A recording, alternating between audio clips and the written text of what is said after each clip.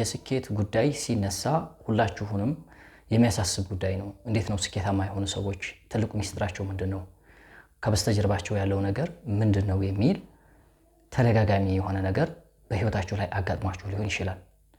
ሰው የዚህ ትልቁ ሚስጥር ምንድነው? አንድ ሰው ወደ ስኬታማነት ሲያመራ ወይም ደግሞ ስኬታማ ለመሆን ሲያስብ የሚያስፈልገው ትልቁ ነገር ምንድነው? የሚሰራውን ነገር ወይም መሆን የሚፈልገውን ነገር መለየትና ያንን ነገር ስፔሲፊክ ማድረግ ነው። ስፔሲፊክ ማድረግ ማለት የሚፈልጉትን ዲፓርትመንት ወይም ደግሞ ኒች መለየት ነው። ከለያችሁት በኋላ ያ የምትሰሩት ስራ እሱ ነገር ላይ ፎከስ ማድረግ ነው። ከዛ በኋላ ያለው ትልቁ ነገር። ስለዚህ የስኬት ትልቁ ሚስጥር የምትሰሩትን ነገር መለየትና እዛ ነገር ላይ በቂ ጊዜ ወስዳችሁ በቂ ታይም ወስዳችሁ ኢንቨስት ማድረግ ነው። ለምሳሌ የፈጠራ ስራ ከሆነ how to create በዛ ዙሪያ ላይ የተሰሩ ነገሮችን ታጠናላችሁ። ቢዝነስ ከሆነ እንዴት ነው ቢዝነስ የሚሰራው? ብቻ የሆነ የምታዳብሩት ስኪል ካለ ወይም መሆን የምትፈልጉት ፐርሰናሊቲ ካለ ያንን ፐርሰናሊቲ መለየት ነው። ወይም ደግሞ ያንን መሆን የምትፈልጉትን ነገር ወይም ማሳካት የምትፈልጉትን ነገር ታውቁታላችሁ። ክሊር በሆነ መንገድ ግልጽ በሆነ መንገድ ካወቃችሁት በኋላ እዛ ላይ ጊዜያችሁን፣ ገንዘባችሁን፣ ጉልበታችሁን ኢንቨስት ማድረግ።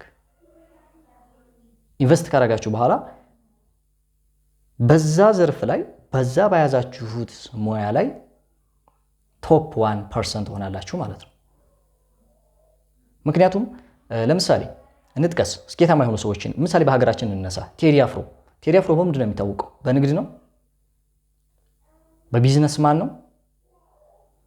ስለዚህ ቴዲ ስራዎችን የሚሰራው ሂዝ ጂኒየስ፣ በሙዚቃው ሂዝ ጂኒየስ ነው። ምክንያቱም የእሱ ስራ ሙዚክ ነው። ሙዚቃ መስፈን ነው።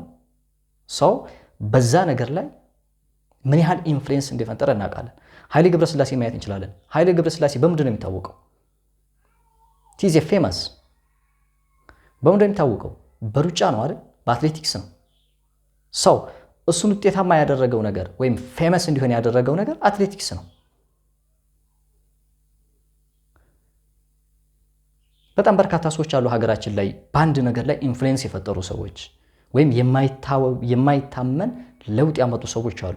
ሰው እነዚህ ሰዎች ይሄን ሁሉ ለውጥ ያመጡት ወይም ይሄን ሁሉ ትልቅ አይነት ስኬት ሂውጅ የሆነ ጃያንት የሆነ ስኬት የተቀናጁት በአንድ ነገር ላይ እስከ ወለል ድረስ ጥልቅ በሆነ መንገድ እዛ ነገር ላይ ጊዜያቸውንም ገንዘባቸውንም ጉልበታቸውንም ኢንቨስት በማድረጋቸው